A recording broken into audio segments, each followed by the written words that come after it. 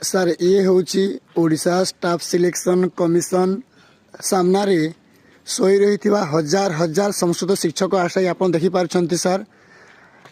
ବର୍ତ୍ତମାନ ସମୟ ହେଲା ରାତି 3:30 ହେଇଛି। ବର୍ତ୍ତମାନ ହଜାର ହଜାର ସଂଖ୍ୟାରେ ଏତି ସଂସ୍କୃତ ଶିକ୍ଷକ ଆଶାୟୀ ଶୋଇ ରହିଛନ୍ତି।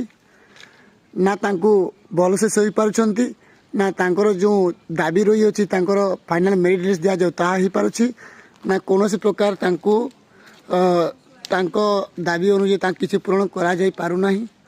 ଦେଖିପାରୁଛନ୍ତି। ଆଉ ଯେ ପର୍ଯ୍ୟନ୍ତ ସାର୍ ଏମିତି ଏହି ଆଶାୟୀମାନେ ଅସୁବିଧାର ସମ୍ମୁଖୀନ ହେଉଥିବେ ତାଙ୍କ କଥା ବୁଝାଯିବନି। ସେମାନେ ଏମିତି ପ୍ରତ୍ୟେକ ଦିନ ଏମିତି ରହିବେ ବୋଲି ସେମାନେ ନିଷ୍ପତ୍ତି ନେଇଛନ୍ତି। ଆଉ ଏହା ସବୁ କିଛି ଆପଣଙ୍କ ଉପରେ ନିର୍ଭର କରେ। ଆପଣ ଯଥାଶୀଘ୍ର ଆମ ପାଖକୁ ଆସନ୍ତୁ, ଦେଖା କରନ୍ତୁ ତଥା ଏହି ସମସ୍ୟାର ସମାଧାନ ବହୁତ ଶୀଘ୍ର କରନ୍ତୁ, ଏହା ଆମେ ଆଶା କରିବୁ। ନହେଲେ ଚିରଦିନ ପର୍ଯ୍ୟନ୍ତ ଏହି ଛାତ୍ରମାନେ, ଏହି ଆଶାୟୀମାନେ ଏହି ରାଜରାସ୍ତାରେ ଏହାର ଆଶ୍ରୟ ନେବେ।